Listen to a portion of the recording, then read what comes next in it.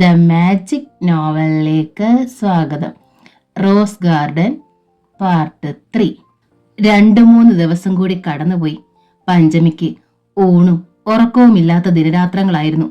ഫ്രെഡിയെ ഒന്ന് കാണാനോ സംസാരിക്കാനോ കഴിയാത്തതിലായിരുന്നു അവൾക്കേറെ ദുഃഖം.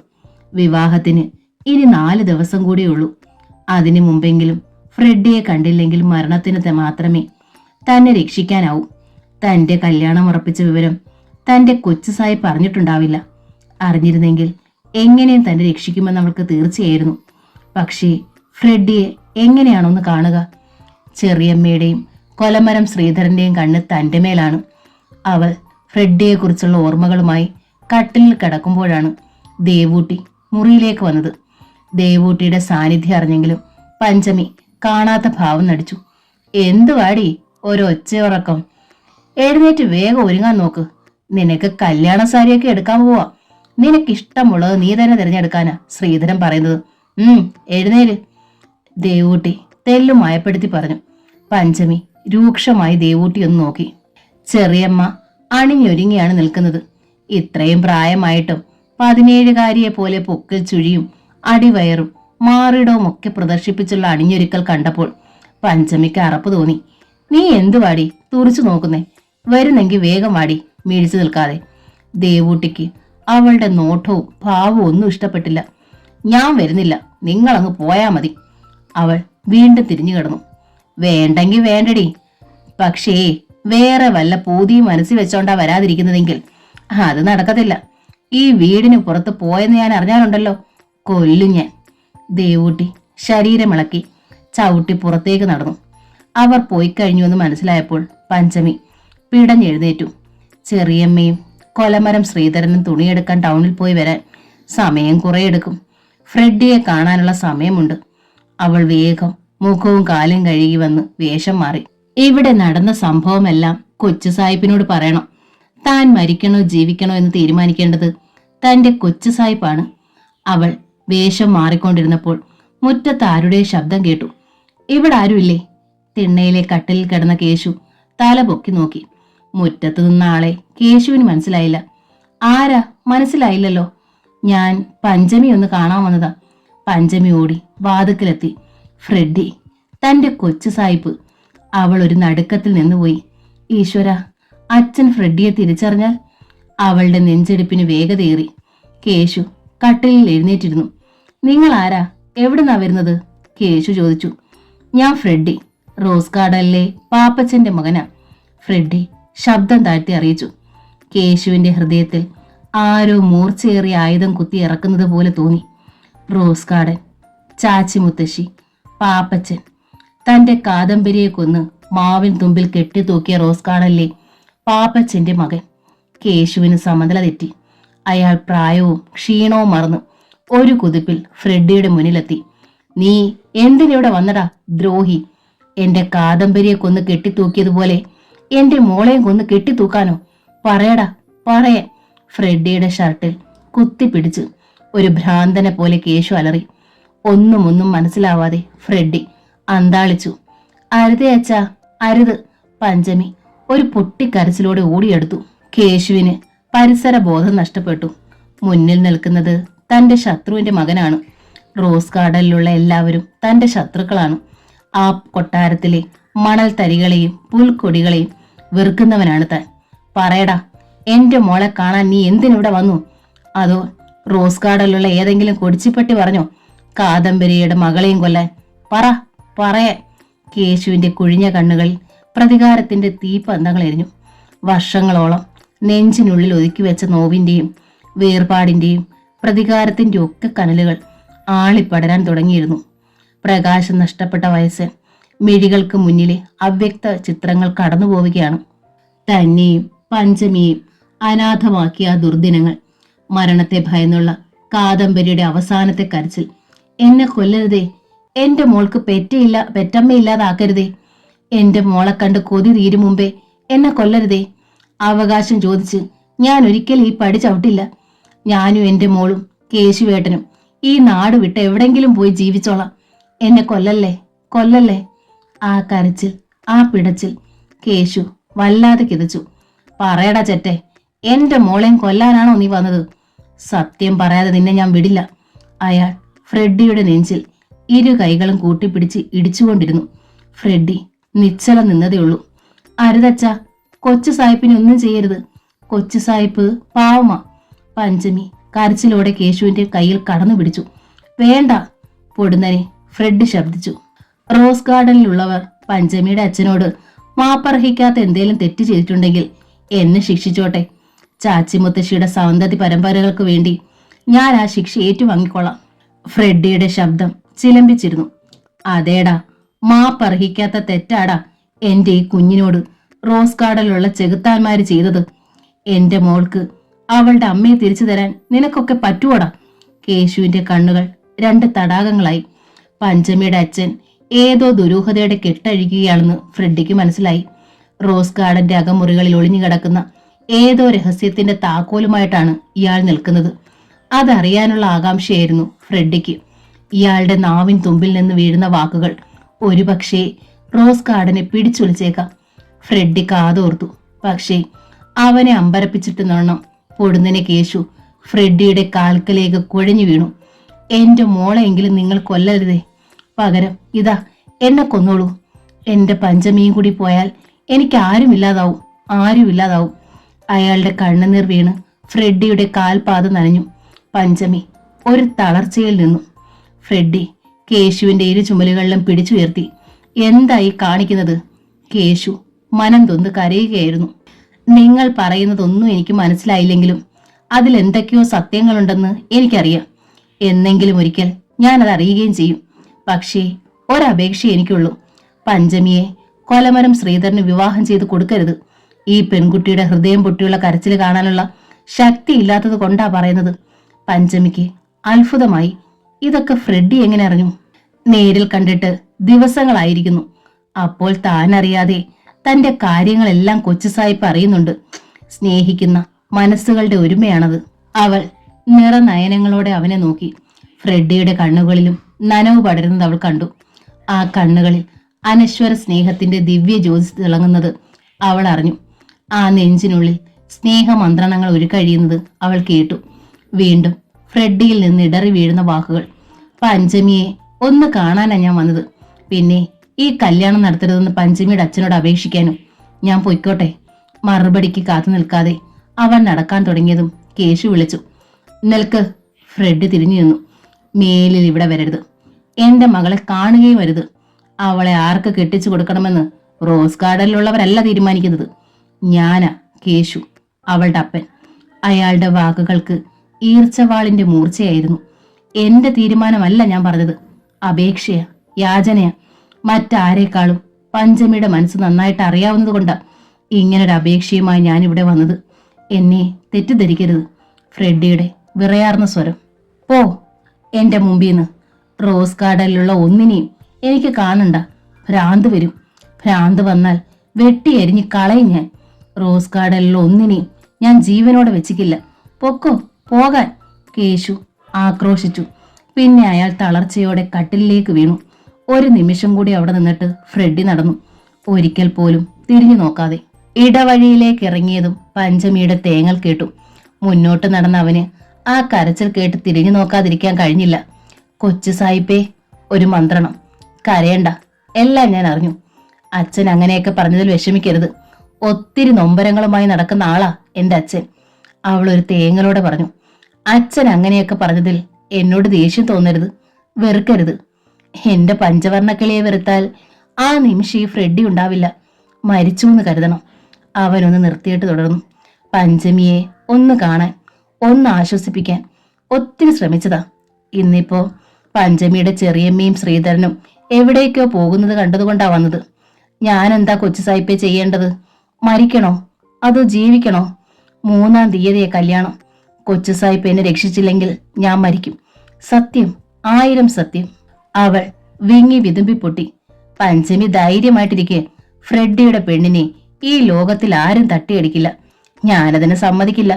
ഒന്നോർത്തോ, ഈ പ്രപഞ്ചം മുഴുവൻ എതിരായാലും നിന്നെ എനിക്ക് വേണം. പഞ്ചവർണ്ണ കിളി കൂടില്ലാതെ ഈ കൊച്ചു സായിപ്പിന് ഒരു നിമിഷം പോലും ജീവിക്കാനാവില്ല. അവന്റെ വാക്കുകൾ കേട്ട് അവൾ പുളകിതയായി. ഏതൊരു പെണ്ണും കേൾക്കാൻ കൊതിക്കുന്ന വാക്കുകൾ പഞ്ചമിക്ക് ആശ്വാസമായി. ഫ്രെഡി തന്നെ കൈവിടില്ല. ഈ തണലിൽ താൻ സുരക്ഷിതയാണ്. ഞാൻ പൊയ്ക്കോട്ടെ? അവൾ അനുമതിക്കായി കാത്തു. അവൾ തലയിളക്കി. എന്തു വന്നാലും ഈ കൊലമരം ശ്രീധരൻ നിന്റെ കഴുത്തിൽ താലി കെട്ടില്ലെന്ന് മാത്രം വിശ്വസിച്ചോ? വെറുതെ ഓരോന്നോർത്ത് കണ്ണീര് കളയണ്ട. ഫ്രെഡി നടന്നു. അവൻ നടന്നു മറയുവോളം പഞ്ചമി അവിടെ നിന്നു. തിരിച്ച് അടുക്കള വശത്തൂടി അകത്തേക്ക് കയറി. അന്ന് സന്ധ്യയോടെയാണ് കൊലമരം ശ്രീധരനും ചെറിയമ്മയും വന്നത്. അവരോടൊപ്പം സീതമ്മയുണ്ടായിരുന്നു. സ്കൂളിൽ നിന്ന് അവളെയും കൂട്ടിയാണ് തുണിയെടുക്കാൻ പോയത്. തിണ്ണയിലേക്ക് കയറിയതും സീതമ്മ ഉറക്കെ വിളിച്ചു പറഞ്ഞു, ചേച്ചി, എത്ര സാരിയാ ചേച്ചിക്ക് മേടിച്ചെന്ന് നോക്കിക്കേ. കല്യാണത്തിനുടുക്കാൻ ശ്രീധരേട്ടൻ എല്ലാവർക്കും മേടിച്ചിട്ടുണ്ട്.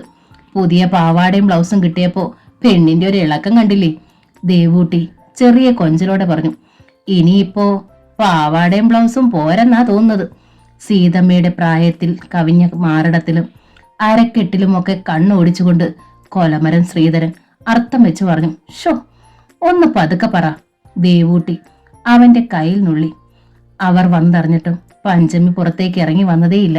കേശുവിനുള്ള ഡബിൾ മുണ്ടും ജുബയുടെ തുണിയും എടുത്ത് ദേവൂട്ടി മണ്ണെണ്ണ വിളക്കിന്റെ വെളിച്ചത്തിൽ കാണിച്ചു. ഇതാ നിങ്ങൾക്കുള്ളതാ. ഇത്രയും വില കൂടിയത് വേണ്ടെന്ന് ഞാൻ പറഞ്ഞതാ. ശ്രീധരൻ സമ്മതിക്കണ്ടേ? 4 പേരുടെ മുന്നിൽ വെച്ച് പെണ്ണിനെ കൈപിടിച്ചു കൊടുക്കാനുള്ളതല്ലേ?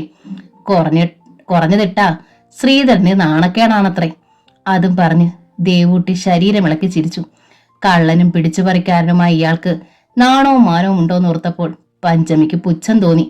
പഞ്ചമിക്ക് കല്യാണ സാരി കൂട്ടി 6 സാരിയാ മേടിച്ചത്.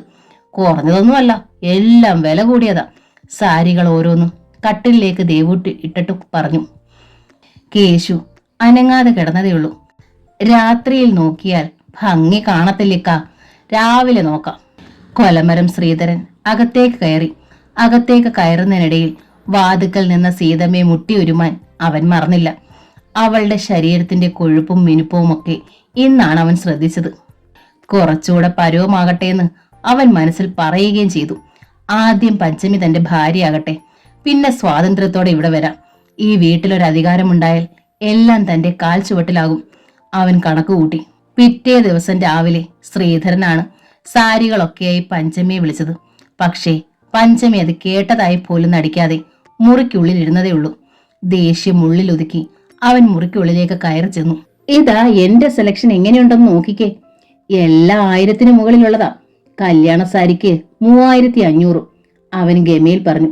പിന്നെ സാരി ഓരോന്ന് നിവർത്തി അവളുടെ മുന്നിലേക്കിട്ടു. എന്താ, ഇഷ്ടമായോ? ശ്രീധരൻ ചിരിച്ചു. അപ്പോൾ തലേ ദിവസത്തെ മദ്യത്തിന്റെ ഗന്ധം മുഖത്തടിച്ചു. അവൾ മുഖം വെട്ടിത്തിരിച്ചു. ഇതിലൊരെണ്ണം ഒന്നെടുത്തോണ്ട് വന്നേ. നിന്റെ നിറത്തിന് ചേരുമോന്ന് നോക്കട്ടെ. ശൃംഗാരത്തോടെ അവൻ അവളെ നോക്കി പുഞ്ചിരിച്ചു. ഇല്ല, ഇതൊന്നും എനിക്ക് ചേരില്ല. അവൾ ചിറി കൂട്ടി. അതെങ്ങനാ? ഉടുത്തു നോക്കാതെ എങ്ങനെയാ ചേരില്ലെന്ന് പറയണത്? ഇഷ്ടമായില്ലെങ്കിൽ ഇന്ന് പോയി മാറിയെടുക്കാം. ശ്രീധരൻ സാരി എടുത്ത് അവൾക്ക് നേരെ നീട്ടി. പഞ്ചമി അത് തട്ടി ദൂരെ എറിഞ്ഞു. ഇതൊക്കെ വാങ്ങാൻ എത്ര പാവങ്ങളുടെ വീട്ടിൽ മോഷണം നടത്തി? എത്ര പെമ്പിള്ളാരുടെ മാല പൊട്ടിച്ചെടുത്തു? എത്ര സാധുക്കളെ കണ്ണീര് കുടിപ്പിച്ചു? അവൾ ചോദിച്ചു. കൊലമരം ശ്രീധരന്റെ കണ്ണുകൾ കുറുകി. എന്തു പറഞ്ഞടി പട്ടിച്ചി? 3.25 ചക്രത്തിന്റെ പീറത്തുണി എടുത്തുകൊണ്ട് നടന്ന നിനക്കൊക്കെ വലിയ വീട്ടിലെ പെമ്പിള്ളാട് ഇടുന്ന തരം തുണി വാങ്ങി തന്നപ്പോ വീറ് കാണിക്കുന്നോടി ചേറ്റെ. ശ്രീധരൻ മുരണ്ടു. അതെ, എനിക്ക് 3.25 ചക്രത്തിന്റെ കീറ തുണിയെ ഇഷ്ടം. വല്ലവന്റെയും കൊള്ളയടിച്ച കാശിന് വാങ്ങിയ തുണിയൊന്നും എനിക്ക് വേണ്ട. അതൊക്കെ ആവശ്യമുള്ളൊരു വേറെയുണ്ട്, അവർക്ക് കൊടുക്ക്. പഞ്ചമി മുറിക്ക് പുറത്തു കടക്കാൻ തുടങ്ങിയതും ശ്രീധരൻ അവളെ പിടിച്ചു വലിച്ചു മുറിക്കകത്താക്കി. നിന്റെ മനസ്സിലിരിപ്പ് നടക്കില്ലടി. ഈ ശ്രീധരൻ തന്നെ നിന്റെ കഴുത്തിൽ താലി കെട്ടും. അതും പറഞ്ഞ് അവളെ കെട്ടിപ്പിടിക്കാൻ അവൻ ആഞ്ഞു. തൊട്ടുപോകരുത് തന്നെ, അവൾ ശബ്ദമുയർത്തി. നിങ്ങൾ കാണുന്ന തരം 3-കിട പെണ്ണല്ല ഞാൻ. ഒരു കള്ളനെ ആഫാസനെ സ്നേഹിക്കാനും അവന്റെ വെപ്പാട്ടിയാകാനും ഞാനൊരു വേശ്യയല്ല. മുറിക്കുള്ളിലെ ഒച്ചയും ബഹളവും കേട്ട് ദേവൂട്ടി ഓടി വന്നു. എന്താ ഇവിടെ ഒരു ബഹളം? ഈ സാരി ഒന്നും അവൾക്ക് വേണ്ടെന്ന് പറഞ്ഞതാ നിലത്തെറിഞ്ഞിരിക്കുന്നു.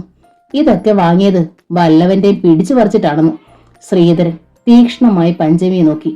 അയ്യോടി, നിന്റെ ഒരു കണ്ടുപിടുത്തം. ദേവൂട്ടി അവളെ പിടിച്ചു വലിച്ച് മുറിക്ക് പുറത്തേക്ക് കൊണ്ടുവന്നു. ഇതൊക്കെ നിന്റെ തന്തയും കൂടി ഒന്ന് അറിയട്ടെടി പട്ടി. അവളെ പിടിച്ചു വലിച്ച് ദേവൂട്ടി കേശുവിന്റെ മുന്നിലേക്ക് എത്തിച്ചു. ഇവള് പറഞ്ഞത് കേട്ടോ? നിങ്ങളുടെ അറിഞ്ഞോണ്ടാണോ ഇവളിതൊക്കെ പറയുന്നത്? ശ്രീധരൻ വാങ്ങിക്കൊടുത്തതൊന്നും വേണ്ടെന്ന് നിങ്ങൾ തന്നെ ചോദിക്ക്. ഞാൻ രണ്ടാനമ്മയല്ലേ? ദേവൂട്ടി പഞ്ചമിയെ കേശുവിന്റെ അടുത്തേക്ക് തള്ളിയിട്ടു. ഇത് മാത്രമല്ല, എനിക്ക് ഈ കല്യാണവും വേണ്ട. ഒരു കള്ളന്റെ ഭാര്യയാകുന്നതിലും ഭേദം ചാകുക. പഞ്ചമി ധൈര്യം സംഭരിച്ചു. എന്തു പറഞ്ഞിടി നീ? പിന്നെ നിനക്ക് ആരെ വേണോടി? റോസ് ഗാർഡനിലെ ആമ്പിള്ളാരെ ഒരിക്കൽ നിന്റെ തള്ള മോഹിച്ചതാ. ഒടുവിൽ മാവിൻ കൊമ്പത്താ ചെന്ന് തൂങ്ങിയത്. നിനക്കും അതാണോ മോഹം? കൊല്ലുഞ്ഞ്. ദേവൂട്ടി അവളെ അടിക്കാൻ കൈ ഉയർത്തിയതും കേശു തടഞ്ഞു. വേണ്ട, അവളെ തല്ലണ്ട. ശ്രീധരനുമായുള്ള കല്യാണത്തിന് ഞാൻ സമ്മതിച്ചു. ശ്രീധരൻ തന്നെ പഞ്ചമിയെ കെട്ടിക്കോട്ടെ. ആ വാക്കുകൾ കേട്ട് പഞ്ചമി തളർന്നു. ആദ്യം പഞ്ചമിക്ക് അത് വിശ്വസിക്കാൻ കഴിഞ്ഞില്ല. അച്ഛൻ തന്നെയാണോ ഈ പറയുന്നത്? കൊലമരം ശ്രീധരനോട് അച്ഛന് പണ്ട് തൊട്ടേ ദേഷ്യമാണ്. അയാൾ വന്നാൽ തിരിച്ചു പോകുന്നത് വരെ അച്ഛൻ മുറിക്കകത്ത് പോലും കയറാറില്ല. ചെറിയമ്മയുമായുള്ള ശ്രീധരന്റെ അടുപ്പവും ഏറെക്കുറെ അച്ഛൻ അറിയാം. എന്നിട്ടും അച്ഛന്റെ നാവിൽ നിന്ന് അങ്ങനെ ഒരു വാചകം വന്നപ്പോൾ പഞ്ചമി ആകെ തളർന്നുപോയി. വല്ലാത്തൊരു മരവിപ്പിൽ അവൾ നിന്നു. ദേവൂട്ടിയും കൊലമരം ശ്രീധരനും ഉള്ളാലെ സന്തോഷിച്ചു. കേശുവിന്റെ സമ്മതത്തോടെയാണ് കല്യാണം നടത്തിയെന്ന് ഇനി നാട്ടുകാരോട് പറയാം. ശ്രീധരനുമായിട്ടാണ് പഞ്ചമിയുടെ കല്യാണം എന്നറിഞ്ഞപ്പോൾ നാട്ടുകാരിൽ പലരും മുഖം ചുളുക്കിയിട്ടുണ്ട്. ചിലർ തുറന്നു ചോദിക്കുകയും ചെയ്തു, എന്റെ ദേവു, നിനക്ക് അവളെ പിടിച്ചു കൊടുക്കാൻ വേറെ ആരെയും കിട്ടിയില്ലയോടി? ഇതിലും നല്ലത് പഞ്ചമി ഏതെങ്കിലും കായലിൽ കെട്ടിത്താഴ്ത്തുവല്ലായിരുന്നോ?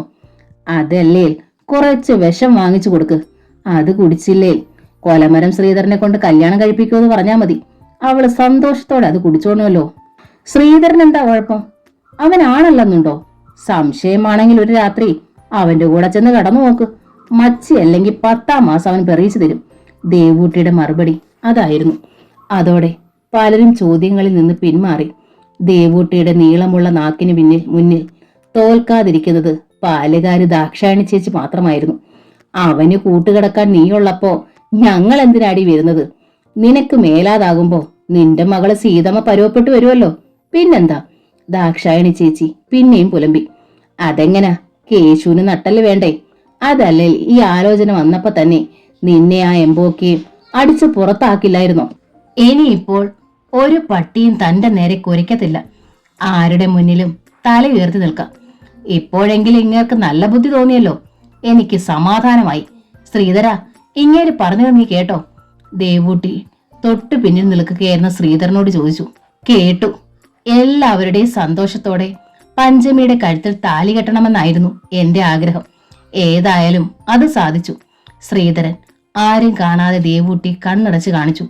ദേവൂട്ടി വശ്യമായി ചിരിച്ചുകൊണ്ട് അകത്തേക്ക് കയറി. പിന്നാലെ ശ്രീധരനും. അക്കന്റെ ബുദ്ധി കൊള്ളാം. കിളവൻ സമ്മതം മൂളിയല്ലോ. ശ്രീധരൻ ദേവൂട്ടി ചുറ്റി പിടിച്ച് മുറിയിലെ ഇരുട്ടിലേക്ക് നീങ്ങി നിന്നു.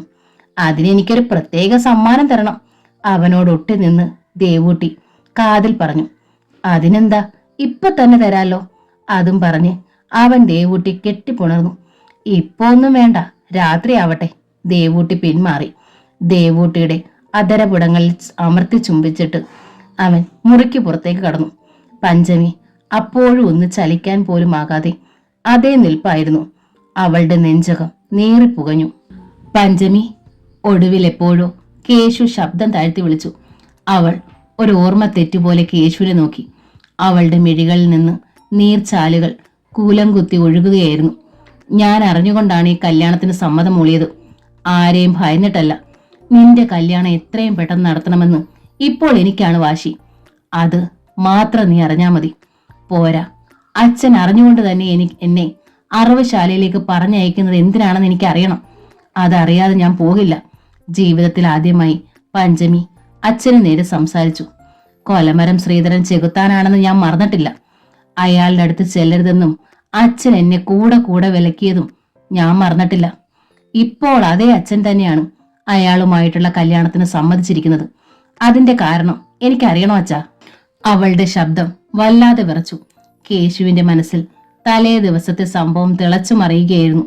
റോസ് ഗാർഡനിലെ പാപ്പച്ചന്റെ മകൻ തന്റെ മകളെ അന്വേഷിച്ച് ഇവിടെ വരെ വന്നിരിക്കുന്നു.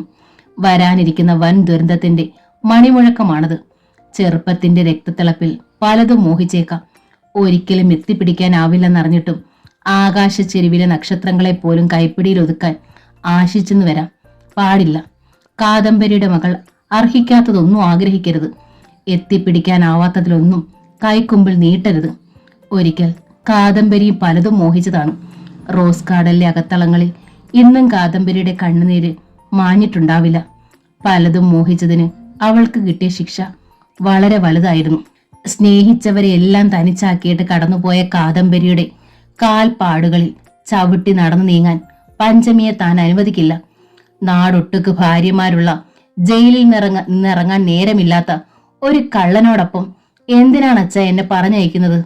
എന്റെ അമ്മ അത്രയ്ക്ക് വലിയ ദ്രോഹം അച്ഛനോട് ചെയ്തിട്ടുണ്ടോ? പറയച്ച, അവൾ ഒരു വിതുമ്പലോടെ ചോദിച്ചു.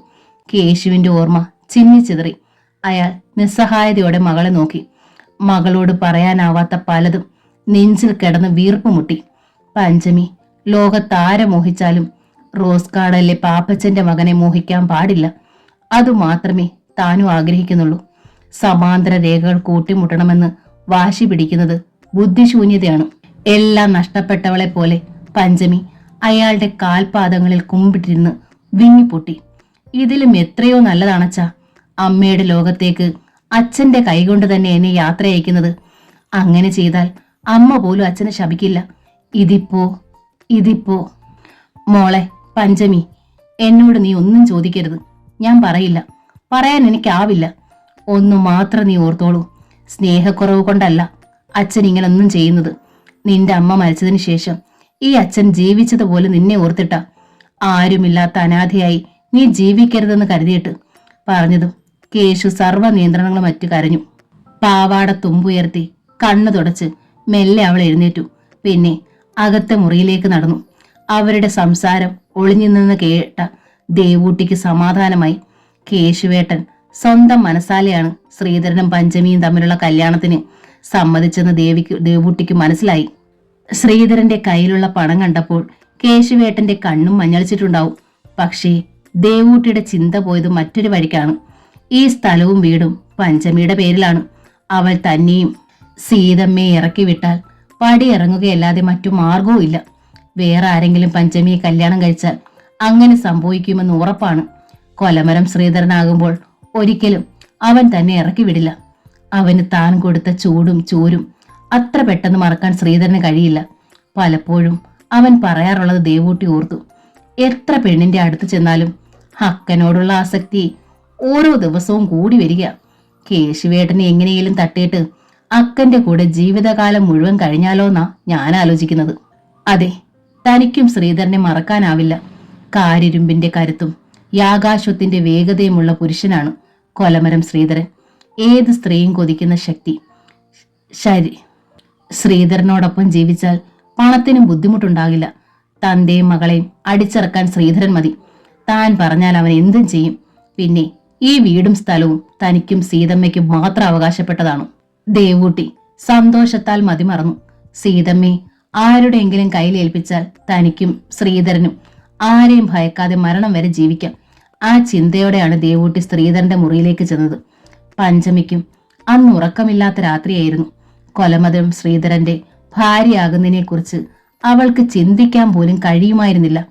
അച്ഛനെങ്കിലും തന്നോടൊപ്പം ഉണ്ടാകുമെന്നായിരുന്നു വിശ്വസിച്ചത്. അച്ഛനും തന്നെ കൈവിട്ടിരിക്കുന്നു. അപ്പോൾ അവളുടെ കണ്ണുകൾക്ക് മുമ്പിൽ മറ്റൊരു മുഖം തെളിഞ്ഞു വന്നു.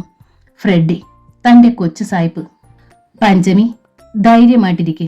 ഫ്രെഡിയുടെ പെണ്ണിനെ ഈ ലോകത്തിൽ ആരും തട്ടിയെടുക്കില്ല. ഞാനതിന് സമ്മതിക്കില്ല.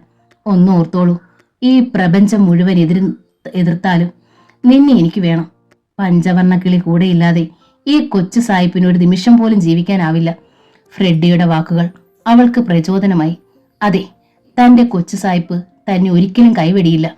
അവൾ ഫ്രെഡിയെക്കുറിച്ചുള്ള മധുരിക്കുന്ന ഓർമ്മകളിൽ ലയിച്ചു കിടക്കവേ അടുത്ത മുറിയിൽ നിന്ന് ചെറിയമ്മയുടെ അടക്കി പിടിച്ച സംസാരം കേട്ടു. ആ മുറിയിൽ ചെറിയമ്മയോടൊപ്പം കൊലമരം ശ്രീധരനുണ്ടെന്നറിഞ്ഞതും പഞ്ചമി എഴുന്നേറ്റ് ശബ്ദം കേൾക്കാതെ വാതിലിൽ കാതുവെച്ചു. മുറിക്കുള്ളിൽ ശ്രീധരനോട് ഒട്ടിക്കിടക്കുകയായിരുന്നു ദേവൂട്ടി. പഞ്ചമിയെ സ്വന്തമായി കിട്ടിക്കഴിഞ്ഞാൽ ഈ അക്കനെ നീ മറക്കോ ശ്രീധര? ദേവൂട്ടി ചോദിച്ചു. അക്കനെ മറക്കാനോ? ആര് സ്വന്തമാക്കിയാലും അക്കനെ ഞാൻ മറക്കില്ല. പഞ്ചമിയെ കാൽച്ചുവട്ടിൽ കൊണ്ടുവരണമെന്നുള്ളത് എന്റെ ഒരു വാശിയായിരുന്നു. അതിനുവേണ്ടി മാത്രമാ അവളെ സ്വന്തമാക്കുന്നത്. എന്റെ ഭാര്യയായി കഴിഞ്ഞിട്ട് വേണം കണക്കുകൾ ഓരോന്നും തീർക്കാൻ. ദേവൂട്ടിയുടെ മാറിലേക്ക് മുഖം അമർത്തിയിട്ട് ശ്രീധരൻ പറഞ്ഞു. എനിക്കും നിന്നെ മറക്കാൻ വയ്യട ശ്രീധര. പക്ഷേ അവള് നിന്റെ ഭാര്യയായി കഴിഞ്ഞാൽ അവൾ ഒന്നിനും സമ്മതിച്ചു എന്ന് വരില്ല. വേണ്ടി വന്നാൽ തന്റെ അവളെയും കൂടി എന്നെ എന്റെ മകളെ ഇവിടെ നിന്ന് ഇറക്കി വിടാനും മടിക്കില്ല. നിന്നെ എനിക്ക് നഷ്ടപ്പെടുമല്ലോ നോർക്കുമ്പോൾ നെഞ്ചു പൊട്ടുക. അവനിലേക്ക് പടർന്നു കയറുകയായിരുന്നു ദേവൂട്ടി. അക്കൻ അതോർത്ത് സങ്കടപ്പെടേണ്ട. തന്തയും മോളെയും ഈ ശ്രീധരൻ പെരുവഴിയിലേക്ക് ഇറക്കി വിടും. നോക്കിക്കോ. അത് കഴിഞ്ഞു വേണം നമുക്കൊന്നിച്ച് ജീവിക്കാൻ. ജീവിതകാലം മുഴുവൻ അക്കനെ എനിക്ക് വേണം. ശ്രീധരൻ ദേവൂട്ടിയെ ഗാഠഗാഠം പുണർന്നു. വികാര തള്ളലാൽ ദേവൂട്ടി പൊളഞ്ഞു. എന്റെ ശ്രീധര, നിന്നെ എനിക്ക് മുഴുവനായും വേണമട മോനെ. തന്തയും മോളെ അടിച്ചിറക്കാൻ അധിക നാളൊന്നും കാത്തിരിക്കണ്ട. എത്രയും വേഗം അത് ചെയ്യണം. ഇറങ്ങിപ്പോയില്ലെങ്കിൽ രണ്ടിനെയും കൊന്നുകളയണം. ദേവൂട്ടി അവനെ വരിഞ്ഞു മുറുക്കി. അവളുടെ നഗ്നതയിൽ ശ്രീധരൻ സ്വയം മറന്നു. എല്ലാം കേട്ടുകൊണ്ട് നിന്ന പഞ്ചമി നടുങ്ങിപ്പോയി. അവൾ വിളക്ക് കൊളുത്തി ചാരിയിട്ട വാതിൽ മെല്ലെ തുറന്നു. മണ്ണെണ്ണ വിളക്കിന്റെ വെളിച്ചത്തിൽ രണ്ട് സർപ്പങ്ങളെ പോലെ കെട്ടുപിണഞ്ഞു കിടക്കുന്ന ചെറിയ മീൻ കൊലമരം ശ്രീധരനും വെളിച്ചം മുറിയിൽ പടർന്നതും സ്ഥലകാലബോധമുണ്ടായ ദേവൂട്ടിയും ശ്രീധരനും പിടഞ്ഞെഴുന്നേറ്റു. പഞ്ചമി അവർക്ക് നേരെ കാറി തുപ്പി. തങ്ങളെ കൈയോടെ പിടികൂടിയെന്നറിഞ്ഞതും കൊലമരം ശ്രീധരനിൽ ഒരു ഞെട്ടലുണ്ടായി. നഗ്നത മറയ്ക്കുവാൻ പണിപ്പെടുകയായിരുന്നു ദേവൂട്ടിയും. ഭയവിഹ്വലയായി. താനും ശ്രീധരനും പറഞ്ഞതെല്ലാം പഞ്ചമി കേട്ടിട്ടുണ്ടാകുമോ? പഞ്ചമിയുടെ കത്തുന്ന കണ്ണുകളെ നേരിടാനാവാതെ ദേവൂട്ടി മുഖം കുനിച്ചു. താനും ശ്രീധരനും തമ്മിലുള്ള ബന്ധത്തെക്കുറിച്ച് ഇതുവരെ കേട്ടറിവേ ഉണ്ടായിരുന്നുള്ളൂ. തൊണ്ടിയോടെ പിടികൂടുന്നത് അന്ന് ആദ്യമായാണ്. ദേവൂട്ടി അതിനേക്കാളൊക്കെ ഭയപ്പെട്ടത് ശ്രീധരനും താനുമായിട്ടുള്ള സംസാരമായിരുന്നു. അതെല്ലാം ഇവൾ കേട്ടിട്ടുണ്ടെങ്കിൽ അപകടമാണ്. അങ്ങനെ വന്നാൽ പഞ്ചമിയുടെ ഇനിയുള്ള നീക്കം കരുതലോടെയായിരിക്കും. തന്നെ ഒഴിവാക്കാൻ അവൾ ശ്രമിക്കും. സംഭവം അറിഞ്ഞാൽ കേശുവേട്ടനും പഞ്ചമിയുടെ ഭാഗത്തെ നിൽക്കും. കല്യാണം പോലും മുടങ്ങിയെന്ന് വരും. തന്റെയും ശ്രീധരന്റെയും പദ്ധതികൾ അറിഞ്ഞാൽ കേശുവേട്ടൻ പോലും ഈ കല്യാണത്തിന് സമ്മതിച്ചു എന്ന് വരില്ല. തന്റെ കണക്ക് കൂട്ടലുകൾ പിഴയ്ക്കുകയാണോ? ഓർത്തപ്പോൾ ദേവൂട്ടിക്ക് ഒരെത്തും പിടിയും കിട്ടിയില്ല. മുണ്ടും ബ്ലൗസും വാരി ചുറ്റി തിരിച്ചു വരുമ്പോഴും പഞ്ചമി അഗ്നിസ്ഫുലിംഗങ്ങൾ ചിതറുന്ന കണ്ണുകളോടെ നിൽക്കുകയായിരുന്നു. ഇവളുടെ മുന്നിൽ തോറ്റാൻ എല്ലാം തകിടമറിയുമെന്ന് ബുദ്ധിമതിയായ ദേവൂട്ടിക്ക് അറിയാമായിരുന്നു. അത് പാടില്ല. ദേവൂട്ടി യാതൊന്നും സംഭവിക്കാത്തതുപോലെ പഞ്ചമിയെ തുറച്ചു നോക്കി.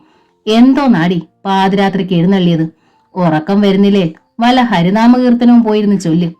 ഇതിനോടകം കൊലമരം ശ്രീധരൻ മുറിവിട്ടിരുന്നു. യാതൊന്നും അറിയാത്ത ഭാവത്തിൽ നിൽക്കുന്ന ദേവൂട്ടിയെ കണ്ടപ്പോൾ പഞ്ചമി കലിതുള്ളി. നാണമില്ലേ നിങ്ങൾക്ക്? സ്വന്തം ഭർത്താവിനെ ഉറക്കി കിടത്തിയിട്ട് എവിടെ നിന്നോ വലിഞ്ഞു കയറി വന്നൊരു പെരുങ്കള്ളനോടൊപ്പം കാമപേക്കൂത്ത് നടത്താൻ. നിങ്ങളെപ്പോലൊരു വേശിയാണല്ലോ ചെറിയമ്മയെന്ന് വിളിക്കുന്നത് ഓർത്തപ്പോൾ ലജ്ജ തോന്നുന്നു. ഛേ! പഞ്ചമി വെറുപ്പോടെ മുഖം കുടഞ്ഞു. എന്തുവാടി നീ പറഞ്ഞത്? ഞാൻ വേശിയാണെന്നോ? അത് നിന്റെ തള്ളയാടി മൂദേവി. മര്യാദയ്ക്ക് പോയി കിടന്നുറങ്ങാനാ പറഞ്ഞത്. അല്ലേ കൊല്ലും ഞാൻ. ദേവൂട്ടി പഞ്ചമിക്ക് നേരെ വിരൽ ചൂണ്ടി ആക്രോശിച്ചു. നിങ്ങൾ നാലാംകട വേശി മാത്രമല്ല, സ്വന്തം ഭർത്താവിനെയും മകളെയും കൊലയ്ക്ക് കൊടുക്കാനും മടിയില്ലാത്ത ദുഷ്ട കൂടിയാണ്. അതിനുവേണ്ടിയല്ലേ നിങ്ങളുടെ കാമുകനെ കൊണ്ട് എന്നെ കെട്ടിക്കാൻ പോകുന്നത്? പഞ്ചമി ചൊടിച്ചു. അതേടി, അങ്ങനെ തന്നെ കൂട്ടിക്കോ. നിനക്കിപ്പോ എന്തോ വേണം? ദേവൂട്ടി പുച്ഛത്തോടെ ചോദിച്ചു. എങ്കിൽ കൊലമരം ശ്രീധരന് നിങ്ങളുടെ മകൾ സീതമ്മയെ കെട്ടിച്ചു കൊടുത്താൽ മതി. തള്ളയ്ക്കും മകൾക്കും ഒറ്റ ഭർത്താവാകുമ്പോ മോഷ്ടിച്ച് കിട്ടുന്ന പണം വീതം വെക്കണ്ടല്ലോ. അവൾ പരിഹസിച്ചു. പട്ടിച്ചി, നീ എന്തു പറഞ്ഞടി? നിന്റെ തന്ത സമ്മതിച്ചതാണെങ്കിൽ ഈ കല്യാണം ഞാൻ നടത്തുമടി. നീ നോക്കിക്കോ. മറ്റന്നാള് ശ്രീധരൻ നിന്റെ കഴുത്തിൽ താലി കെട്ടും. അച്ഛനല്ലേ സമ്മതിച്ചുള്ളൂ, ഞാൻ സമ്മതിച്ചില്ലല്ലോ. ഞാൻ മാത്രമല്ല, സീതമ്മയും കേശുവിന്റെ മാളാ. അവളെ ഒരുക്കി ഇറക്കിയാ മതി. അതല്ല, അവള് എന്റെ അച്ഛന്റെ മകളല്ലെന്ന് സംശയമാണെങ്കിൽ നിങ്ങൾ തന്നെ ഒരുങ്ങി ചെല്ലും. പൂച്ച പാല് കുടിക്കുന്നത് പോലെ കണ്ണടയ്ക്കണ്ടല്ലോ. പഞ്ചമിയും വിട്ടുകൊടുക്കാൻ ഭാവമില്ലായിരുന്നു. തന്റെ അമ്മ വിയർപ്പൊഴുക്കി വാങ്ങിയ വീട്ടിൽ നിന്നും തന്നെയും അച്ഛനെ ഇറക്കിവിടാൻ ജാരനെ കൂട്ടുപിടിച്ച നീച സ്ത്രീയാണിവർ. വെറുക്കപ്പെടുന്ന ഒരു ജന്തുവിനെ എന്നോണം അവൾ ദേവൂട്ടിയെ നോക്കി. ദേവൂട്ടിയിൽ യാതൊരു ഭാവപകർച്ചയുമില്ലായിരുന്നു. എടി പെങ്കൊച്ചെ, നീ ചെറുപ്പമാണ്, അതുകൊണ്ട് പലതും തോന്നിയെന്നിരിക്കും. നിന്റെ അടവൊന്നും ദേവൂട്ടിയെടുത്ത് വേണ്ട. ഈ ലോകം ഞാൻ ഒത്തിരി കണ്ടതാ. അതുകൊണ്ട് മര്യാദയ്ക്ക് പോയി കിടന്ന് ഉറങ്ങാൻ നോക്ക്. കല്യാണം കഴിഞ്ഞാൽ ശ്രീധരൻ നിന്നെ ഉറക്കിയെന്ന് വരില്ല. അത്രയ്ക്ക് അവന് നിന്നെ ഇഷ്ടമാ. ദേവൂട്ടി കട്ടിലേക്ക് തിരിഞ്ഞു. പഞ്ചമി പിന്നാലെ ചെന്നു. അപ്പോ നിങ്ങളോടുള്ള ഇഷ്ടമോ? അവൾ മുഖം വക്രിച്ചു. നാളെ രാവിലെ തന്നെ നിങ്ങൾ ഇവിടെ ഇറങ്ങണം. കൂടെ ആ കള്ളനെയും കൂട്ടിക്കോ. ഇതെന്റെ അമ്മ കഷ്ടപ്പെട്ടുണ്ടാക്കിയ വീടാ. ഇതിനകത്ത് വേണ്ട നിങ്ങളുടെ പേക്കൂത്തു. അയ്യടി, നിന്റെ അമ്മ കുറെ വിയർത്തിട്ടുണ്ടാവും. റോസ് ഗാർഡനിലെ വേലക്കാരിയല്ലായിരുന്നോ? പേർക്കാതിരിക്കാൻ പറ്റുമോ? എന്ന് വെച്ച് ഞാനും എന്റെ മകളും ഇവിടുന്ന് ഇറങ്ങാൻ പറയാൻ നീ ആരാടിച്ചേറ്റെ? ദേവൂട്ടി അവൾക്കടുത്തേക്ക് ചീറിയെടുത്തു. പിന്നെ പഞ്ചമിയുടെ തലമുടി കുത്തിൽ പിടിച്ചു വലിച്ചു. നിന്റെ തന്ത എന്നെ കെട്ടിക്കൊണ്ടു വന്നതാടി, അല്ലാതെ ഒളിച്ചോടി വന്നതല്ല. മര്യാദയ്ക്ക് അടങ്ങി ഒതുങ്ങി കഴിഞ്ഞില്ലെങ്കിൽ വേണ്ടി വന്നാൽ നിന്നെ ഞാൻ അടിച്ചിറക്കുമടി ചൂലെ. ദേവൂട്ടിക്ക് മുന്നിൽ തോറ്റുകൊടുക്കാൻ പഞ്ചമിയും തയ്യാറല്ലായിരുന്നു. അവൾ ഒരു സംഹാര രുദ്രയെ പോലെ ദേവൂട്ടിയുടെ തലമുടി കുത്തിലും കടന്നു പിടിച്ചു. നാളത്തേക്ക് വെക്കണ്ട, ഈ നിമിഷം നിങ്ങൾ ഇവിടുന്ന് ഇറങ്ങണം. ഇറങ്ങിക്കോ, ഇറങ്ങാൻ. പഞ്ചമി ദേവൂട്ടി ഉന്തിത്തള്ളി മുറിക്ക് പുറത്താക്കാൻ ശ്രമിച്ചു. അയ്യോ, ഓടി വരണേ, ഇവൾ എന്നെ കൊല്ലുന്നേ. ദേവൂട്ടി ഉറക്ക കരഞ്ഞു. ഒച്ചയും ബഹളവും കേട്ട് ഉറക്കത്തിൽ നിന്ന് ഉണർന്ന കേശു ഭയപ്പാടോടെ ആയാസപ്പെട്ട് അവിടേക്ക് ചെന്നു. പിന്നാലെ സീതമ്മയും. ഏറെ നേരം കഴിഞ്ഞാണ് കൊലമരം ശ്രീധരൻ ഒന്നും അറിയാത്തവനെ പോലെ കോട്ടുവായിട്ടുകൊണ്ട് അവിടേക്ക് വന്നത്. ദേവൂട്ടിയും പഞ്ചമിയും പിടിവലി നടത്തുന്നത് കണ്ട് കേശു അന്താളിച്ചു. എന്താ ഈ പാതിരാത്രിയിൽ രണ്ടാളും ബഹളം? കേശുവിനെ കണ്ടതും ദേവൂട്ടി ദുഃഖം അഭിനയിച്ച് മാറത്തലച്ച് കരയാൻ തുടങ്ങി. ഉറങ്ങിക്കിടന്ന എന്നെ ഇവള് കഴുത്ത് ഞെരിച്ച് കൊല്ലാൻ വരികയായിരുന്നേ. ശ്വാസം മുട്ടിയപ്പോഴാ ഞാൻ ഉണർന്നത്. എന്നാൽ എന്നോടിത് ചെയ്തല്ലോടി നീ. കാദംബരി മരിച്ചപ്പോ കൈക്കുഞ്ഞായിരുന്നു നിന്നെ ഞാനാടി കഷ്ടപ്പെട്ട് ഇത്രയും വളർത്തി വലുതാക്കിയത്. ഞാൻ മൂർഖം പാമ്പിനാണല്ലോ പാല് കൊടുത്തത്. ഇതെനിക്ക് സഹിക്കാൻ മേലായേ. പദം പിറകെ കരഞ്ഞുള്ള ദേവൂട്ടിയുടെ അഭിനയം കണ്ടപ്പോൾ പഞ്ചമി അന്തം വിട്ടു. ഇവര് പറയണത് കള്ളമാണച്ചാ. ആ കള്ളനെ ഈ സ്ത്രീയും കൂടി കെട്ടിപ്പിടിച്ച് കിടക്കുമായിരുന്നു. ഞാൻ എന്റെ കണ്ണുകൊണ്ട് കണ്ടതാ. പഞ്ചമി ഉറക്കെ പറഞ്ഞു. അയ്യോ, എന്തൊരു കള്ളമായി ഇവള് പറയണത്? റോസ് ഗാർഡനിലെ ചെറുക്കനുമായിട്ട് ഒളിച്ചോടി പോകാൻ ഞാൻ സഹായിക്കണോന്ന് പറഞ്ഞ് ഇവള് മുറി വരികയായിരുന്നു. കാദംബരിയെ കൊന്ന് കെട്ടിത്തൂക്കിയ വീട്ടുകാരുമായിട്ടുള്ളൊരു ബന്ധം കേശുവേട്ടന് ഇഷ്ടമല്ലെന്നും കേശുവേട്ടനെ പിണക്കിയിട്ടുള്ള ഒന്നും ഞാൻ ചെയ്യത്തില്ലെന്നും പറഞ്ഞതിനാ ഇവൾ എന്നെ കൊല്ലാൻ വന്നത്. ആരെതിർത്താലും ഇവൾ ആ ചെറുക്കന്റെ കൂടെ ഇറങ്ങിപ്പോകുമെന്നും കേശുവേട്ടനോട് ഇതെല്ലാം ഞാൻ പറയുമെന്ന് പറഞ്ഞപ്പോ ഈ രാത്രി തന്നെ ഞാൻ ഇവിടുന്ന് പോകണമെന്ന് പറഞ്ഞ് ഇവൾ എന്നെ തല്ലുമായിരുന്നു. ദേവൂട്ടി ഒറ്റ ശ്വാസത്തിൽ പറഞ്ഞിട്ട് വീണ്ടും മാറത്തലച്ച് നിലവിളിച്ചു. അച്ഛ, ഈ സ്ത്രീ പറയണതൊന്നും വിശ്വസിക്കല്ലേ അച്ഛ. എന്നെ അച്ഛനെയും ഇവിടുന്ന് തല്ലി ഇറക്കി വിടണമെന്ന് ഇവരീ കള്ളനോട് പറയുന്നത് ഞാൻ എന്റെ ചെവിക്ക് കേട്ടതാ. എന്നിട്ട് ഇവർക്കൊന്നിച്ച് ജീവിക്കാനാ. നമ്മൾ ഇറങ്ങിപ്പോയില്ലേ കൊല്ലാൻ ഇവരുടെ പരിപാടി. ഞാൻ പറയണതെല്ലാം സത്യമാണച്ചാ. പഞ്ചമി ഒരു കരച്ചിലിന്റെ വക്കോളം എത്തി. അതുവരെ നിശബ്ദ നിന്ന കൊലമരം ശ്രീധരൻ മുന്നിലേക്ക് കയറി നിന്നു. പഞ്ചമി, ഒരു ശുദ്ധനെ പോലെ അവൻ ശബ്ദം താഴ്ത്തി വിളിച്ചു. എന്നെ നിനക്ക് ഇഷ്ടമല്ലെങ്കിൽ അത് പറഞ്ഞാ മതി. അതിനു പകരം ഇത്രയും വലിയൊരു കള്ളം മെനയരുത്. ഈ നിൽക്കുന്ന കേശുവേട്ടൻ എനിക്ക് സ്വന്തം അച്ഛനെ പോലെയാ. ഈ നിൽക്കുന്ന ദേവുവക്കൻ എനിക്ക് സ്വന്തം ഏട്ടത്തിയെ പോലാ.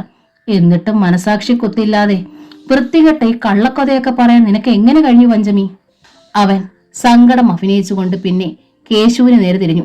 ഒച്ചയും ബഹളവും കേട്ട ഉറക്കത്തിൽ നിന്നുണർന്ന് ഞാൻ ഓടി വന്നത്. കേശുവേട്ടൻ അത് കണ്ടതല്ലേ. പഞ്ചമിക്ക് എന്തെങ്കിലും സംഭവിച്ചോന്നായിരുന്നു ഞാൻ പേടിച്ചത്. റോസ് ഗാർഡനിലെ ചെറുക്കൻ ശരിക്കും പഞ്ചമിയെ സ്നേഹിക്കുന്നുണ്ടെങ്കിൽ അത് തന്നെ നടക്കട്ടെ കേശുവേട്ട. എനിക്ക് പരാതി ഒന്നുമില്ല. നേരം പുലർന്നാൽ ഉടനെ ഞാൻ സ്ഥലം വിട്ടേക്കാം. ശബ്ദത്തിലും ഭാവത്തിലുമെല്ലാം സങ്കടത്തിന്റെ നിറം കലർത്താൻ കൊലമരം ശ്രീധരൻ വളരെ ശ്രദ്ധിച്ചിരുന്നു.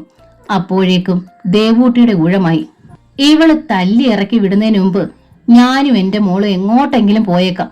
എന്റെ മരുമകനായിട്ടാ ശ്രീധരനെ ഇതുവരെ ഞാൻ നോക്കിക്കണ്ടത്. അതിനെ പോലും സംശയിച്ചവളാ ഞാൻ ലാളിച്ചു വളർത്തിയ ഇവള്. റോസ് ഗാർഡനിലെ ചാച്ചി മുത്തശ്ശിയുടെ കൊച്ചുമകന്റെ കൂടെ ഒളിച്ചോടാൻ ഒത്താശ ചെയ്തേന് ഇതുപോലെ കള്ളക്കഥ പറയുമെന്ന് ആരറിഞ്ഞു ദൈവമേ. കാദംബരിയുടെ അനുഭവം പഞ്ചമിക്കെങ്കിലും വരരുതെന്ന് കരുതിയിട്ടാ കേശുവേട്ട ഞാൻ എതിർത്തത്. ഇനി ഞാൻ ഒന്നും പറയണില്ല. കേശുവേട്ടന് സമ്മതമാണെങ്കിൽ ആ ചെറുക്കന് തന്നെ കെട്ടിച്ചു കൊടുക്കും. അവന്റെ ആവശ്യം കഴിയുമ്പോ തിരിച്ചു വിട്ടോളും. അവകാശം ചോദിച്ചോണ്ട് പിന്നെ റോസ് ഗാർഡനിലേക്ക് ചെല്ലാതിരുന്നാ മതി. അവൻ കൊമ്പേൽ തൂങ്ങാതിരിക്കും. ദേവൂട്ടി മൂക്ക് പിഴിയുകയും കണ്ണീരൊലിപ്പിക്കുകയും ചെയ്തുകൊണ്ടിരുന്നു. എല്ലാം കേട്ട് തരിച്ചു നിൽക്കുകയാണ് പഞ്ചമി. തെറ്റ് ചെയ്തവർ രക്ഷപ്പെട്ടിരിക്കുന്നു. താൻ പ്രതിക്കൂട്ടിലുമായിരിക്കുന്നു. പുകയുന്ന അഗ്നിപർവ്വതം കണക്കെയായിരുന്നു കേശുവേട്ടൻ. ദേവൂട്ടിയും കൊലമരം ശ്രീധരനും ആ വൃദ്ധന്റെ നെഞ്ചിലേക്ക് കോരിയിട്ട തീക്കനലുകൾ അഗ്നിജ്വാലകളായി പടരാൻ തുടങ്ങിയിരുന്നു. മറ്റെന്തും അയാൾ സഹിക്കുമായിരുന്നു. തന്റെ മകൾ ഒരു ഭിക്ഷക്കാരനോടൊപ്പം പോയെന്നറിഞ്ഞാൽ പോലും അയാൾ ക്ഷമിക്കുമായിരുന്നു, സഹിക്കുമായിരുന്നു. പക്ഷേ റോസ് ഗാർഡനിലെ വളർത്തുപട്ടിയെ സ്നേഹിച്ചുവെന്നറിഞ്ഞാൽ പോലും അത് സഹിക്കാനാവില്ല, ക്ഷമിക്കാനാവില്ല. നിശബ്ദ നിമിഷങ്ങൾക്കൊടുവിൽ കേശുവേട്ടൻ ശബ്ദിച്ചു, ഞാൻ ഈ കേട്ടതൊക്കെ നേരാണോടി? പഞ്ചമി നിറ കണ്ണുകളോടെ കേശുവിനെ നോക്കി. അല്ല അല്ല അല്ല, ഞാൻ പറഞ്ഞതാണച്ച സത്യം. ഇവര് കള്ളം പറയുക, കള്ളം പറയുക. പറഞ്ഞതും കേശുവിന്റെ ശോഷിച്ച കൈ പഞ്ചമിയുടെ കവളിൽ പതിഞ്ഞു. തുടരെ തുടരെ, അരുതച്ച, ഞാനൊരു തെറ്റും ചെയ്തിട്ടില്ല. ഇവര് രണ്ടാളും ചേർന്ന് അച്ഛനെ തെറ്റിദ്ധരിപ്പിക്കുക. മിണ്ടരുത്. റോസ് ഗാർഡൻ എന്നൊരു പേര് ഈ വീട്ടിൽ ഉച്ചരിച്ചു പോകരുത്. പൊക്കോ. ശ്രീധരൻ തന്നെ നിന്റെ കല്യാണം കഴിക്കും. പോ. പഞ്ചമിയെ ഒരിക്കൽ കൂടി രൂക്ഷമായി നോക്കിയിട്ട് കേശു ഒരു കിതപ്പോടെ വേച്ച് വേച്ച് തിണ്ണയിലേക്ക് നടന്നു. ഇരു കരതലങ്ങളാലും മുഖം പൊത്തി ഒരു പൊട്ടി കരച്ചിലോടെ പഞ്ചമി അകത്തേക്കോടി. ഓടിപ്പോകുന്നതിനിടയിലും അവൾ വിളിച്ചു പറഞ്ഞു, എന്റെ ശവത്തേലെ താലി കെട്ടു. ദേവൂട്ടിയുടെ ചുണ്ടിൽ ക്രൂരമായൊരു പുഞ്ചിരി വിടർന്നു കൊഴിഞ്ഞു. കൊലമരം ശ്രീധരൻ ഒരു യോദ്ധാവിനെ പോലെ തല ഉയർത്തി നിന്നു.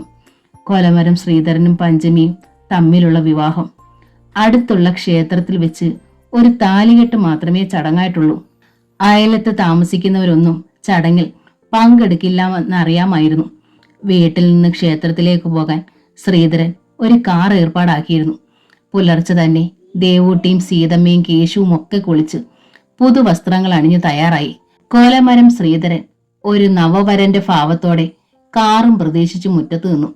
പഞ്ചമിക്ക് പ്രത്യേകിച്ചൊന്നും തോന്നിയില്ല. ഫ്രെഡി ഏത് നിമിഷവും രക്ഷകനായി എത്തുമെന്ന് അവൾ വിശ്വസിച്ചു. ശ്രീധര, മുഹൂർത്തമാകാറായിട്ടും കാറ് കാണുന്നില്ലല്ലോ. ഇനി കാറുകാരൻ മറന്നു കാണുമോ?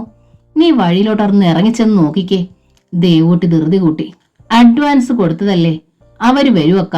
അമ്പലത്തിലോട്ട് ഒത്തിരി ദൂരമൊന്നും ഇല്ലല്ലോ. കൊലമരം ശ്രീധരൻ വഴിയിലോട്ട് ഇറങ്ങാൻ തുടങ്ങിയതും വെളുത്ത അംബാസിഡർ കാർ ചീറിപ്പാഞ്ഞു വന്നു. ദാ വന്നല്ലോ, അവരെ എല്ലാം വിളിച്ചോ, ശ്രീധരൻ പറഞ്ഞു. താഴെ ഇടവഴിയിൽ നിർത്തിയ കാറിൽ നിന്ന് ചാടിയിറങ്ങുന്ന പോലീസുകാരെ കണ്ട് കൊലമരം ശ്രീധരൻ ഭയാക്രാന്തനായി. തൊട്ടു പിന്നാലെ ഒരു പോലീസ് ജീപ്പും ബ്രേക്കിട്ട് നിന്നു. സംഗതി പന്തിയല്ലെന്നറിഞ്ഞതും കൊലമരം ശ്രീധരൻ പിന്തിരിഞ്ഞോടി. പിന്നാലെ പോലീസുകാരും. എന്താണ് സംഭവിച്ചതെന്നറിയാതെ ദേവൂട്ടി ഭയന്ന് നിലവിളിച്ചു. എങ്ങനെയും രക്ഷപ്പെടുക. കൊലമരം ശ്രീധരന്റെ ചിന്ത അതുമാത്രമായിരുന്നു. പഞ്ചമിയെയും ദേവു അക്കനെയും ഒക്കെ അവൻ മറന്നു.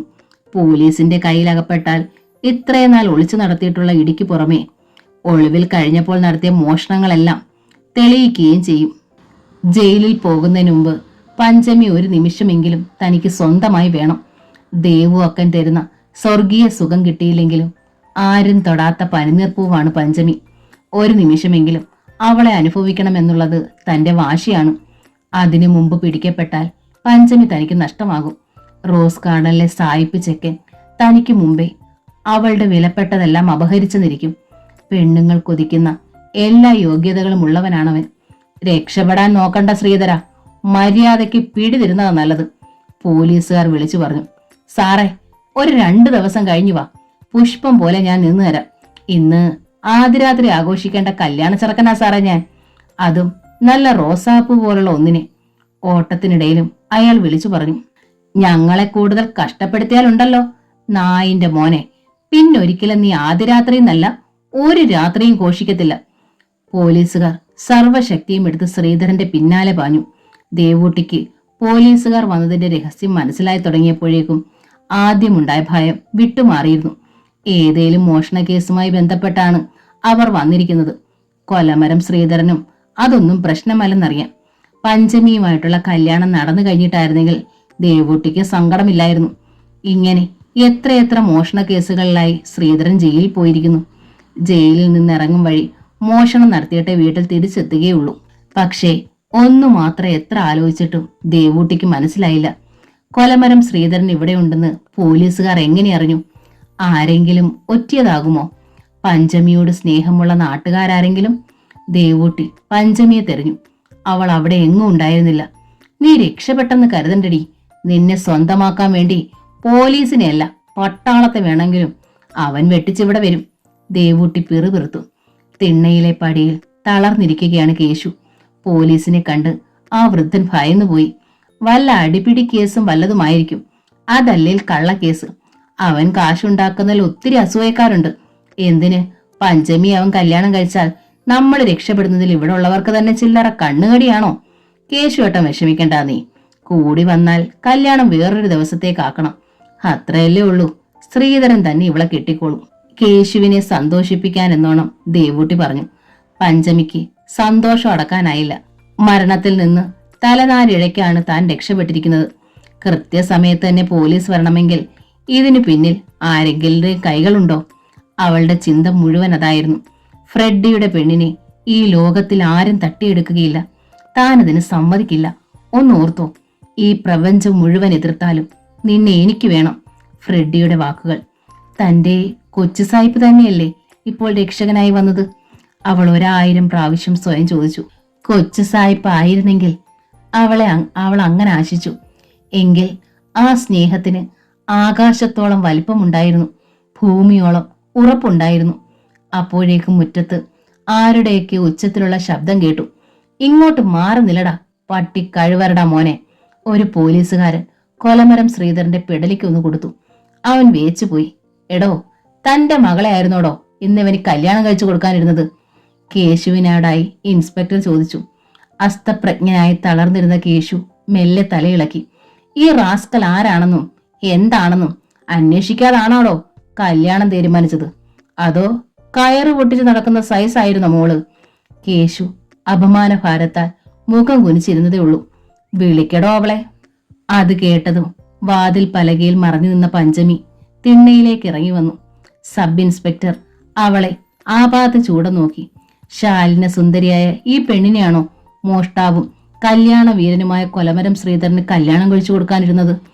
ഇൻസ്പെക്ടറും പോലീസുകാരും അത്ഭുതപ്പെട്ടു. ഇന്ന് നിന്നെയാണോടി കല്യാണം കഴിക്കാനിരുന്നത്? ഇൻസ്പെക്ടർ ചോദിച്ചു. അവൾ മെല്ലെ തലയിളക്കി. നിനക്ക് ഇഷ്ടമുണ്ടായിട്ടാണോ ഈ കല്യാണത്തിന് സമ്മതിച്ചത്? അല്ല. പറഞ്ഞതും അവളുടെ കണ്ണുകളിൽ നിന്ന് മഞ്ഞിൻ കണങ്ങൾ പോലെ നീർമുത്തുകൾ കവിളിലൂടെ പൊഴിഞ്ഞു വീണു. കൊലമരം ശ്രീധരന്റെ നോട്ടം പഞ്ചമിയിലായിരുന്നു. താൻ വാങ്ങിക്കൊടുത്ത കല്യാണ സാരിയും സ്വർണമാലയും ഒക്കെ അഴിച്ചു മാറ്റിയിരിക്കുന്നു. ഞാൻ തിരിച്ചു വരുമടി കോടിച്ചിപ്പട്ടി. അന്ന് ഈ ശ്രീധരൻ നിന്റെ കഴുത്തിൽ താലി കെട്ടു. അവൻ മനസ്സിൽ പിറുപിറുത്തു. പോലീസ് വന്നതറിഞ്ഞ് താഴെ ഇടവഴിയിൽ ആളുകൾ കൂട്ടം കൂടി നിൽപ്പുണ്ടായിരുന്നു. ഇൻസ്പെക്ടർ വീണ്ടും കേശുവിന് നേരെ തിരിഞ്ഞു. എടോ, ഇവൻ എത്ര ഭാര്യമാരുണ്ടെന്ന് തനിക്കറിയാമോ? നിലവിൽ 3 എണ്ണം. കുഞ്ഞുങ്ങളെ കൊണ്ട് സ്റ്റേഷനിലുണ്ട്. അവര് പറയുന്നത് വേറെയും ഭാര്യമാർ ഇവനുണ്ടെന്നാണ്. അത് പോരാഞ്ഞിട്ടാണോടോ തന്റെ വക ഒന്നിനെ കൂടി? ഇതിലും നല്ലത് ഇവളെ മംഗലാപുര എക്സ്പ്രസിന്റെ മുന്നിൽ തള്ളുകയല്ലായിരുന്നോടോ? ഇൻസ്പെക്ടർ ദേഷ്യപ്പെട്ടു. ശബ്ദിക്കാൻ പോലും ആകാതെ കേശു നിന്നതേ ഉള്ളൂ. എന്റെ സാറേ, കുന്നുംപുറത്തെ ഹാജിയാർക്ക് 4 ഭാര്യമാര്. അതിൽ 18 കുട്ടികളുണ്ട്. പിള്ളേര് 18 ആയതുകൊണ്ടാ ഹാജിയാര് 4 ഒതുക്കിയത്. എന്നിട്ട് ഹാജിയാര് ഒരു പോലീസുകാരും തപ്പി വന്നില്ലല്ലോ. ഞങ്ങള് പാവപ്പെട്ടവരായതുകൊണ്ടാണോ ഇങ്ങോട്ട് വന്നത്? ദേവൂട്ടി പതുക്കെ ചോദിച്ചു. ഇൻസ്പെക്ടർ ദേവൂട്ടിയെ സൂക്ഷിച്ചു നോക്കി. നീ കേമിയാണല്ലോടി, ഇങ്ങോട്ട് മാറി നിൽക്കടി. ഒന്നും പറയേണ്ടിയിരുന്നില്ലെന്ന് ദേവൂട്ടിക്ക് തോന്നി. ഇനിയിപ്പോ തന്നെ ചോദ്യം ചെയ്താൽ ആകെ കുഴപ്പമാകും. ദേവൂട്ടി തന്റെ നാക്കിനെ ശപിച്ചുകൊണ്ട് മാറി നിന്നു. നീ കല്യാണത്തിൽ പങ്കെടുക്കാൻ വന്നത് വരന്റെ കൂട്ടത്തിലോ വധുവിന്റെ കൂട്ടത്തിലോ? തെല്ല് പരിഹാസത്തോടെ ഇൻസ്പെക്ടർ ചോദിച്ചു. അവൾ എന്റെ മോളാ സാറേ, ദേവൂട്ടി പറഞ്ഞു. അല്ല സാറേ, പൊടുന്നനെ പഞ്ചമി തിരുത്തി. തന്നെ അച്ഛനെയും കൊല്ലുവാൻ പോലും മടിക്കാത്ത ഈ സ്ത്രീയോട് യാതൊരു ദയയും കാണിക്കേണ്ടെന്ന് അവൾ തീരുമാനിച്ചു. എന്റെ അമ്മ മരിച്ചു കഴിഞ്ഞപ്പോ അച്ഛൻ 2ാമത് കല്യാണം കഴിച്ചതാ ചെറിയമ്മേനെ. ചെറിയമ്മയുടെ ഏതോ ബന്ധം പറഞ്ഞ് ഇയാൾ ഇവിടെ വന്നുകൊണ്ടിരിക്കുന്നത്. ഇയാളെ ഇവിടെ കയറ്റരുതെന്ന് പറഞ്ഞാൽ കേൾക്കത്തില്ല സാറേ. പേടിച്ചിട്ടാ ഞങ്ങൾ ഇവിടെ കഴിയുന്നത്. പഞ്ചമിയുടെ വാക്കുകൾ കേട്ട് ദേവൂട്ടി ഞെട്ടി. ഒപ്പം കൊലമരം ശ്രീധരനും. ഓ, ഇവനപ്പോ ഇവിടുത്തെ സ്ഥിരം കുറ്റിയായിരുന്നു അല്ലേ? ഇൻസ്പെക്ടർ പോലീസുകാർക്ക് നേരെ തിരിഞ്ഞു. വീട് റെഡി ചെയ്യൂ. ആജ്ഞ കേട്ടതും പോലീസുകാർ വീടിനുള്ളിലേക്ക് ഇരച്ചു കയറി. 1-2 മാസത്തിനിടയ്ക്ക് 2-3 ജുവലറിയിലും കുറെ വീടുകളിലുമൊക്കെ വൻ മോഷണം നടന്നിട്ടുണ്ട്. ഇവനെ ഞങ്ങൾ തപ്പി നടക്കുവാ. എടാ ശ്രീധര, എവിടൊക്കെയാ മോഷണ വസ്തുക്കൾ ഒളിപ്പിച്ചു വെച്ചിട്ടുള്ളതെന്ന് കാണിച്ചു കൊടുക്കടാ നായിന്റെ മോനെ. ഇൻസ്പെക്ടർ അവന്റെ പൃഷ്ഠത്തിൽ ഒരു ചവിട്ട് കൊടുത്തു. മരവിച്ചു നിന്ന കൊലമരം ശ്രീധരൻ ചവിട്ടിന്റെ ആഘാതത്തിൽ ചെന്നു വീണത് പഞ്ചമിയുടെ കാൽക്കലാണ്. അവൾ ഒരു ചുവട് പിന്നോക്കം മാറി. റോസ് ഗാർഡൻ എന്ന നോവലിന്റെ ഈ ഭാഗം ഇവിടെ പൂർണ്ണമാവുകയാണ്.